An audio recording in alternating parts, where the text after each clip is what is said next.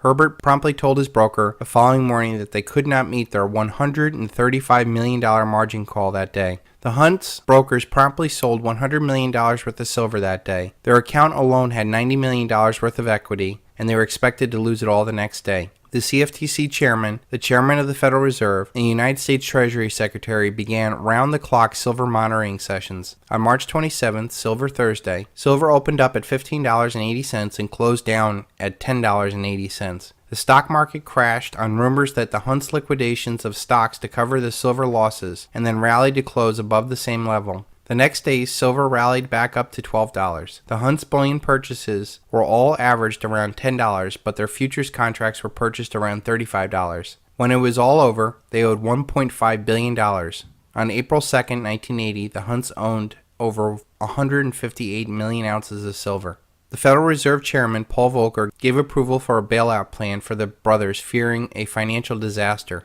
A group of banks agreed to loan the brothers $1.1 billion. The family had to put up $8 billion in collateral with the banks.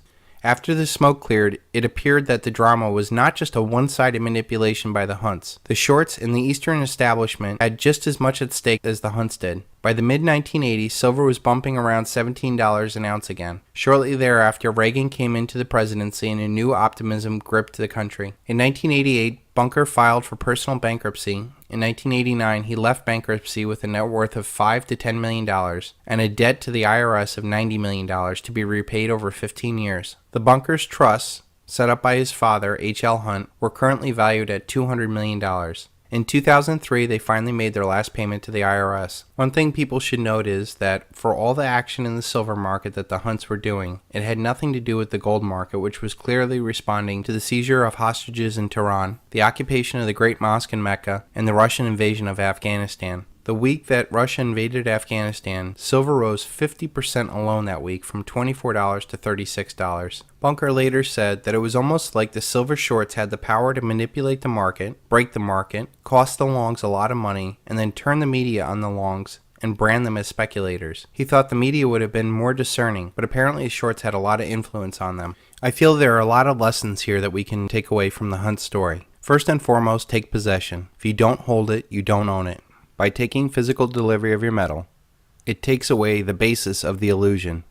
The paper market controls the physical market so long as people believe that these paper contracts actually have physical metal backing them up. Every ounce of metal that leaves their hands has a deleveraging quality to it, meaning that for every one physical ounce, there could be hundreds or thousands of paper ounces that trade upon that. At some point, they will no longer be able to keep up the physical reality of their paper illusion. The other important aspect of taking physical delivery is that this has no counterparty risk. By paying cash and taking delivery of your metal, you do not run the risk of a brokerage firm going bad, a currency becoming worthless, or a market not being able to deliver the metal they promised. If the problem is a fiat illusion, then the solution must be of the opposite consciousness. It must be a physical reality. Do not use leverage. By taking on debt to buy physical silver, you run the risk of being forced out of the market. Markets can remain irrational a lot longer than you and I can remain solvent. Gary Schilling. By not using leverage and only paying cash, you do not have to worry about the ups and downs that violently move this market. There's a saying, you cannot cheat an honest man, and holding honest money is the best way not to be cheated. Also, by using leverage, you are playing their game. Everything they do has leverage. Leverage corrupts. So once again, the answer lies in the opposite consciousness. Also, when you don't use leverage, it is a less emotional decision to buy and sell your metal. Having physical metal and seeing the physical reality that went into producing that metal keeps people from making irrational, emotional decisions in the heat of the battle. We are playing for the single largest event in human history, the mathematical collapse of the dollar, and by buying physical metal, it helps you keep your eye on the prize. As we can see in the Hunt story, silver is the Achilles heel of the elite's paradigm. Without the ability to print unlimited amount of money to control the world's banks, corporations, governments, militaries, and citizens, the elite would be powerless. Take away their ability to create money, and you take away their ability to project power. Simply seeing the amount of power that was drawn to bear to stop two men from buying physical silver should be clue enough for us all to commit to buying physical silver. The Hunt story also shows how inelastic the price of silver is. When they first started buying, it was $1.50 an ounce. Every time that they made major purchases, the price of silver doubled. The higher the quantity they purchased, the higher the price it went. The fundamentals that were true in the 70s are even more true today. There is far less silver in the world than there was back in 1970, and there's far more money now than there was back in 1980. I think another important point of the Hunt story is that you cannot defeat a collectivist power through central ownership of a metal. Because the Hunts were the major players in the market, all the elite needed to do was to take them down, and the silver market took decades to recover. The only true solution is decentralized, non-violent, non-compliant, leaderless resistance, buying and stacking silver on a local level. Knowing that there is so much power derived off of this single metal, you cannot play in their casino or by their rules. So long as you play by the elite's rules, they will rule.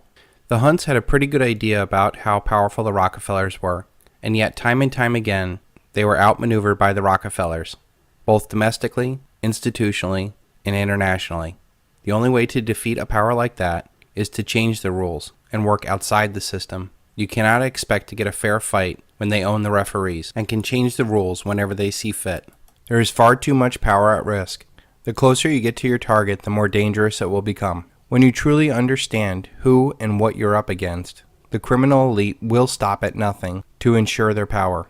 These are men that are complicit in genocide and the theft of the wealth of nations. They are known for changing the rules and changing your reality. That is why the best course of action is to do something outside of their area of expertise. They thrive in secrecy. We must expose them and share this information. They thrive in a centralized fiat system. We must take decentralized action and buy physical. They gain power by spreading debt and death throughout the world. We must secure our future with real, tangible equity and sharing information with peace and understanding. For the major silver players out there, do not underestimate what you are going up against. The Hunt brothers knew full well that they were dealing head-on with the Rockefellers, and yet they decided to play in their casino in the markets that Washington and Wall Street controlled. Even overseas, the New York and Washington establishment has a lot of power, as seen with the assassination of King Faisal and the failed deal with President Marcos when the IMF killed the deal. The Hunts also sought to get a fair trial in the media, which of course is controlled by the New York and Washington crowd.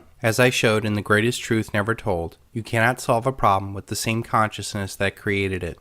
What the Hunt brothers were trying to do with their Silver Bullet and Silver Shield plan is something that we can all do together. Collectively, we can have just as much influence as the Hunts did, except there's no way to stop us. As the Hunt brothers' story showed, by taking physical delivery, we can play outside the rules and provide a non-violent, non-compliance shift in power that will change the world forever. It is very important to understand that the manipulation of the gold and silver market is a very deliberate one by those that seek to enslave you. If the paper price of silver and gold are severely lower than their actual value, the paper money that the United States and its banks issue is theoretically more valuable relative to gold and silver than it really is. If you push down the price of metals, the US dollar and all of the paper assets that it underlies goes up. This is our current situation, and things that cannot go on forever won't.